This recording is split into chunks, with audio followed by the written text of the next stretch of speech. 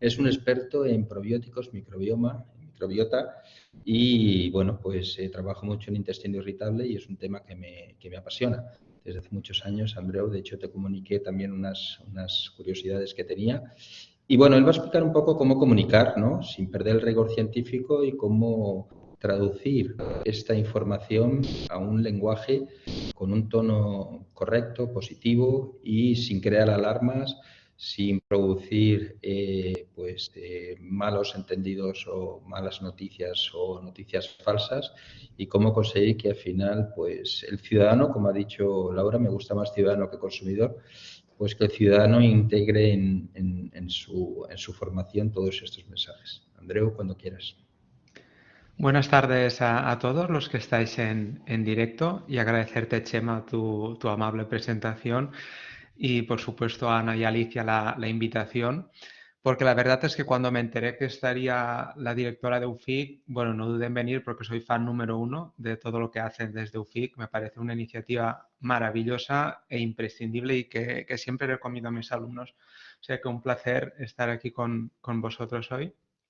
Y mi tema es, como os pongo en esta diapositiva, de este madejo de lana, que sería como la complejidad de la nutrición, ¿no? Cómo conseguimos desgranarla, hacerla apetecible, ¿no? Como decía Chema, y el gran reto, ¿no? Que al final somos profesionales de la salud, estamos hablando de información sensible y altamente compleja y no podemos perder el rigor científico, ¿no? Y yo creo que el gran reto al que nos enfrentamos ahora mismo, tanto como profesionales de la salud, que estamos en la trinchera, ¿no? en consulta, en farmacia, pero también como marcas, es este equilibrio que os pongo aquí entre hablar el idioma de nuestros clientes, de nuestros pacientes, pero sin perder el rigor científico, ¿no? Y esto es muy importante porque, bueno, después seguro que saldrá en el debate el tema de los influencers, ¿no? Que es el caso opuesto, que han conseguido meterse en el barro y hablar ese idioma de la gente, pero el rigor científico brilla por su ausencia, ¿no? Y por otro lado tenemos, como decía también Laura, ¿no? Que está disminuyendo esta confianza en las instituciones. ¿Por qué? Porque somos demasiado serios y muchas veces nos olvidamos de la otra pata, ¿no? Entonces, se pueden complementar el rigor científico y esta cercanía con el contenido, y para mí es la gran receta del éxito, que no digo que sea fácil, ¿no? Y que sí que me gustaría compartir algunos aprendizajes y reflexiones que después, si queréis, en el debate lo ampliamos, ¿no? Entonces, bueno, con toda esta avalancha, ¿no? que comentaba Laura, toda infodemia que la ha clasificado la Organización Mundial de la Salud, ¿por dónde empezamos? Y yo siempre digo lo mismo, empezamos por lo que podemos controlar, que es nuestro mensaje, ¿no? Muchas veces yo cuando trabajo con clientes, bueno, con laboratorios farmacéuticos, empresas de nutrición, etcétera, claro, me dicen, es que no podemos controlar lo que nos dicen nuestros clientes, ¿no? Ha surgido un estudio ahora que criminaliza el azúcar. Bueno, aquí la clave es lo que no podemos controlar, no podemos hacer nada. No podemos influir directamente sobre las ventas, no podemos influir directamente sobre la reputación, pero ¿dónde tenemos el control? Es en nuestro mensaje, ¿no?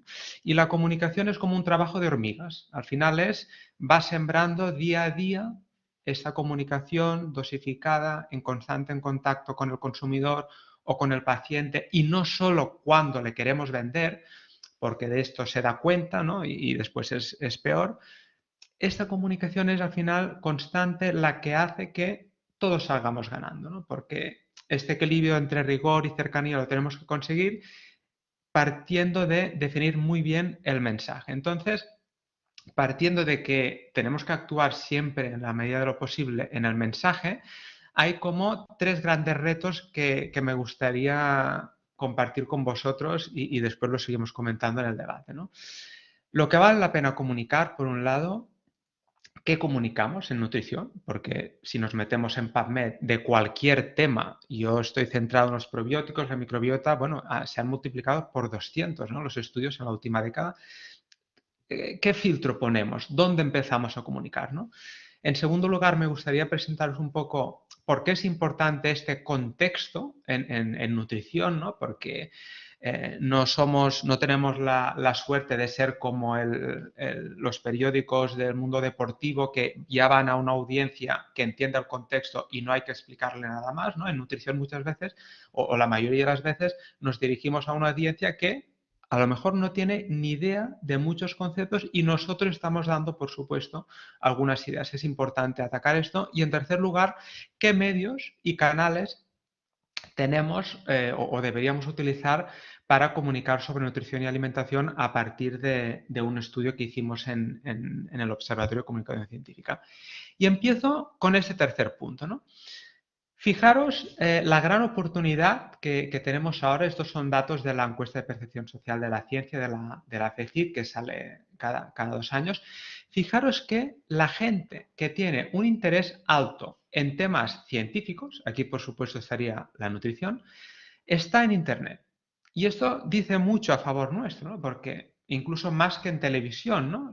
En cambio, la gente, por ejemplo, que tiene un interés bajo estaría más en los medios generalistas, pero fijaros que en las redes sociales, en las páginas web, en los buscadores, ¿no? Estas búsquedas orgánicas que nosotros vamos a Google y tenemos una duda, están en Internet. Un 80%, ¿no? Cuando se les preguntó a estas personas, van a Internet a buscar información. Entonces, el mensaje aquí, dicho sencillo, es que como profesionales de la salud y como marcas corporativas, ¿no? Tenemos que estar en el barro. En el barro es bajar donde está nuestro cliente, donde está nuestro paciente y estar ahí, ¿no? Porque muchas veces en comunicación, bueno, a mí me ha pasado, ¿no? Que en algún proyecto, bueno, conoces a alguien que nos lleve el perfil de nuestras redes sociales. Bueno, es que es una figura profesional, no es que sea un hobby, no es que sea una cosa secundaria, no, es que está en el centro, ¿no? Es decir, hay perfiles profesionales que se dedican exclusivamente a informar con rigor y con cercanía, ¿no? Y aquí los alumnos del máster, ¿no? Que tenéis una gran oportunidad, y si además esta parcela la ocupamos los profesionales de la salud que sabemos de lo que hablamos, muchísimo mejor, ¿no? Esta encuesta era de ciencia, pero ¿qué pasa cuando vamos a mirar temas de nutrición, ¿no? Aquí os presento los datos de un estudio que nos encargó la Generalitat de Cataluña y que llevamos a cabo hace un año. Y fijaros, ¿no? En el conjunto de España, tanto en el conjunto de España como en Cataluña, la televisión sí que es cierto que aparece en primer lugar, pero las webs, ¿no? Que se encuentra con Google, con Yahoo, con cualquier buscador, y las redes sociales aparecen en segundo y tercer lugar a la hora de informarnos relacionados con temas de alimentación. Otro motivo más de peso para invertir y estar ahí, ¿no? Y fijaros que también otra oportunidad para nosotros es que los médicos, los demás sanitarios, los científicos y los dietistas nutricionistas, cuando nosotros les preguntamos a estas 2.000 personas, ¿no? Tanto de Cataluña como del resto de España, con quién confiaban, ¿no? De quién se fiaban más en temas de alimentación, pues bueno, nosotros salíamos arriba de todo, ¿no? Por tanto, dos motivos de entrada para apostar y por abogar con esta actividad de estar metidos en informar, en comunicación en Internet, ¿no? Hay una ley que se llama la ley de Sturgeon, ¿no? Que dice el 90% de la información que se produce en un campo determinado no es relevante, ¿no? Esto en nutrición también pasa porque estamos tan saturados de información que no sabemos qué fuentes seleccionar ni dónde acudir. Y aquí también encontramos que de toda esta complejidad de información y de todos estos datos, hay como estos 5 temas que son los que más interesan a la población en general, ¿no? Sobre todo, fijaros que sale mucho el tema de qué impacto tienen estos alimentos en la salud, ¿no? La gente está interesada cómo lo que come afecta a su salud y también todo el proceso, toda la cadena alimentaria de qué pasa con el alimento desde el huerto, por decirlo de una forma, hasta que llega a su plato, ¿no? Y igual que antes os comentaba en la diapositiva anterior que tenemos dos grandes oportunidades para meternos a comunicar esta alimentación de forma bien hecha, aquí hay un punto negativo que fijaros que independientemente del grado de formación que tiene la gente, hay como un desfase entre el interés que tiene por la información en la alimentación y el nivel de información percibida. Es decir, le interesa muchísimo los temas de alimentación y nutrición, sin embargo, la realidad es que ellos te dicen en la encuesta que no perciben que esta información que les interesa les está llegando bien, ¿no? Entonces, aquí es lo que comentaba Laura, ¿no? Que se van a fuentes no convencionales para buscar esta información. Tenemos que estar ahí. La segunda pata que os quería comentar, ¿no? Que es decir, ¿qué comunicamos a la hora de decir, bueno, en esta avalancha de datos en PubMed, de noticias de información relacionadas en nutrición, que cada día sale algo, ¿no? A mí me gusta mucho el concepto de que los profesionales de la salud, ¿no? Y por supuesto las marcas somos como embudos con patas, ¿no? Somos embudos, ¿por qué? Porque tenemos una gran misión de separar el grano de la paja relacionado con todo lo que se cuece y se publica en nutrición, ¿no? Y soy muy fan de esta infografía de UFIC, que siempre la comparto con mis alumnos de nutrición de Blanquerna, que aquí está un poco la divide en dos, ¿no? Esto si vais a la web la tenéis más ampliada, aquí ha quedado un poco pequeñito, pero fijaros que por un lado tenemos lo que dice la ciencia, en la parte de la izquierda, ¿no? El nivel de certeza más bajo sería las opiniones de expertos, cuando vamos a congresos, por ejemplo, después los estudios en animales, los estudios observacionales, los ensayos clínicos y arriba de todo estas revisiones sistemáticas que sería como la creme de la creme a las que debemos hacer caso, ¿no? Y luego a la derecha lo que estamos comunicando, ¿no? Idealmente deberíamos comunicar solo la parte de arriba de esta pirámide, ¿no? Es decir, ¿no? Las revisiones sistemáticas, los ensayos clínicos y, bueno, pues al final son estudios que nos dan mucha certeza en sus conclusiones, ¿no? La realidad es otra, como ahora os mostraré en un artículo que publicamos el año pasado, ¿no? Y recursos, ¿no? ¿Dónde acudir estos profesionales de la salud, ¿no? Es un ejercicio muy saludable ir a Epistemónicos, no sé si lo conocéis, que es una iniciativa desarrollada en Chile, que es como una base, una macro base de datos de revisiones sistemáticas que, por ejemplo, voy a recomendarle a mi paciente un probiótico para ver si le va a ayudar para el intestino irritable. Me voy a Epistemónicos, que incluye revisiones Cochrane, o sea, es un conglomerado de todas las revisiones sistemáticas y me dice lo que sabemos a día de hoy sobre nuestra intervención de interés. Puede ser un probiótico, puede ser el café, que parece ser que en las noticias hay días que el café va bien, ¿no? Hay otros días que el café no va bien. Entonces, un poco esta pirámide de la evidencia científica, pero que nos deberíamos acostumbrar más a aplicarla también a la hora de comunicar, ¿no? Aquí os comparto un estudio que publicamos el año pasado y que a mí me interesa mucho todo el que es el tema del microbioma, los probióticos, ¿no? Y cogimos 6 periódicos de referencia a todo el mundo durante 12 años, ¿no? Y nos fijamos que lo que le llega a la gente, ¿no? La gente que lea la prensa por internet, la prensa en papel, no se corresponde con la realidad científica, ¿no? Por ejemplo, en el microbioma se ha visto que hay una sobrerepresentación, ¿no? en esta prensa en verde de los estudios observacionales, que sabéis que son los más peligrosos a la hora de sacar conclusiones en nutrición. ¿Por qué? Porque, vale, se ha relacionado, por ejemplo, que consumir más café puede reducir la mortalidad. Se ha relacionado, pero esto no significa que él sea el único responsable, ¿no? Estos serían los estudios observacionales. Y fijaros que por el otro lado del esquema encontramos una infrarrepresentación de los estudios del microbioma en plantas, que realmente son los que más abundan en PubMed, pero no están llegando a la gente, ¿no? A ver, aquí, ¿de quién es la culpa? Bueno, de nadie en particular, porque aquí los periodistas exageran, después las notas de prensa no ayudan, ¿no?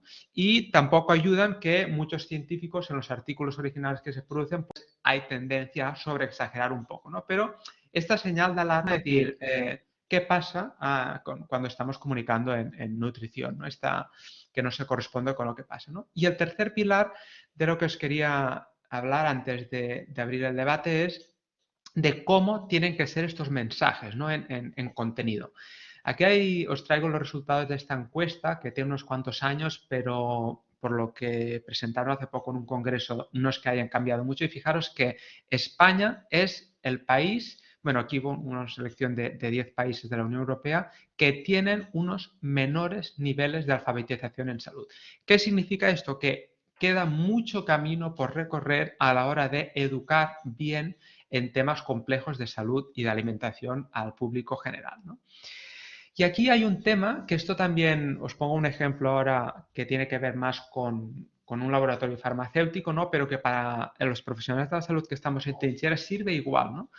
Muchas veces hablamos a nuestro público dando por supuesto que ya conoce el contexto o los antecedentes de lo que le estamos hablando, ¿no? Estamos a este nivel de aquí debajo, ¿no? Que es como muy consciente, ¿no? Gente que es, ya asumimos, ¿no? Gente que es muy consciente de lo que es un probiótico, gente lo que es muy consciente de que el 80% de las defensas, por ejemplo, están en el intestino, y esto es un error. ¿Por qué? Porque hay como 5 niveles que propuso este redactor publicitario norteamericano, ¿no? Que es decir, hay que dirigirnos a cada persona en función de la información, el background, ¿no? que llamamos los científicos, que conoce sobre un tema determinado, ¿no? Por ejemplo, imaginaros que esto me ha pasado, ¿no? Vamos a lanzar un probiótico para el intestino irritable. ¿Habrá que enfocar la campaña de publicidad con el mismo de mensaje para todos? Pues es un error, ¿no? Porque fijaros que hay gente que, ya os digo que es la mayoría, que no sabrá qué es un mecanismo de acción de un probiótico, qué es un probiótico, la diferencia con un prebiótico. Entonces, a esta gente os pongo aquí, mejor empezar a hablar de algo que conoce que es de su problema de salud, que es el colon irritable, los bulos extendidos, etc. Después avanzamos a un nivel un poco más complejo, ¿no? Que ya es gente que, vale, sabe que tiene colon irritable y ha empezado a buscar información en la red. Quizás sería una buena idea a este público ya hablarle de beneficios de cuidar la salud digestiva y el pilar tan clave que ocupa la alimentación, ¿no? Imaginaros que hay gente, que vamos a pacientes que ya son un poco más conscientes y que ya han empezado a buscar productos para su colon irritable. A esta gente sí que le podemos empezar a hablar de nuestro probiótico y por qué es único en diferencia a, por ejemplo, a un probiótico de la competencia. Después hay gente que ya ha pasado por la mano de muchos profesionales de la salud, está harta de que no le han solucionado su problema de salud y ya es muy consciente que tal probiótico y tal dieta no le ha servido y va a información específica del producto, ¿no? Y por último es la gente que está a punto de comprar, que muchas veces vamos a esta gente de forma directa y nos dejamos en nuestra comunicación el resto de perfiles de consumidores que están ahí, ¿no? Estos consumidores, estos pacientes, pero que damos por supuesto, ¿no? Que ya conocen del tema que estamos hablando y esto es un error, ¿no? Y entonces, con toda esta complejidad, ¿no? Y teniendo en cuenta que no es fácil hablar de nutrición y hablar de alimentación, nosotros desde el 2017 en el Observatorio de Comunicación Científica y con Cochrane Iberoamérica se lanzó un proyecto que es Nutrimedia, no sé si lo conocéis, aquí tenéis la web para que lo podáis visitar, que es el primer recurso para el público que evalúa la veracidad de los mensajes que le llegan sobre alimentación y nutrición. Lo vemos un poco con más detalle con un ejemplo. Lo que hacemos es que nosotros nos llegan mitos, noticias de la tele, anuncios, preguntas del público y nos llegan a través del formulario que tenemos de la web y vamos a buscar qué dice la ciencia sobre, por ejemplo, que un determinado, o lo que sea, ¿no? Que un determinado producto ayuda a reducir el colesterol, por ejemplo. Pues vamos a ver qué dice la ciencia. Utilizamos las fuentes más fiables en el sentido que siempre hay que recurrir a las revisiones sistemáticas, como os comentaba, mejor que los estudios primarios, ¿no? Hacemos como un resumen de todo lo que nos dicen y aplicamos el sistema GRADE, que para los que no los conozcáis es como mirar la calidad de la ciencia que respalda un determinado producto o alimento. Entonces, miramos cuál es este respaldo científico y formulamos un mensaje. Por ejemplo, puede ser que nos pasó hace poco que ahora está de moda, por ejemplo, la kombucha, el kéfir, hay muchos alimentos fermentados, que una cosa son los alimentos fermentados y otra cosa son los suplementos, ¿no? Y, bueno, ¿qué pasa con estos alimentos fermentados que se hacen pasar por probióticos cuando no lo son? Y encontramos que realmente este mensaje tan difundido, ¿no? de que los alimentos con fermentos son beneficiosos para la salud, pues hay muchas lagunas y no lo podemos afirmar con tanta rotundidad, ¿no? Entonces, esta prudencia, ¿no? A la hora de formular estos mensajes es muy importante, ¿no? Porque no tenemos ni blanco ni negro en nutrición, ¿no? Hay que lidiar con esta incertidumbre y el lenguaje es un punto a nuestro favor, ¿no? Y termino con, bueno, con una pequeña cuña publicitaria de aquellos que tengáis cualquier duda o vuestros pacientes o inquietudes que tengáis, si nos queréis mandar cualquier duda, pregunta. Nosotros ahora estamos en proceso de seleccionar una serie de mensajes para evaluar durante los próximos meses y vuestras aportaciones serán bienvenidas. Y por mi parte, nada más, y ahora en el debate estoy encantado de atender vuestras preguntas. Gracias por vuestra atención. Pues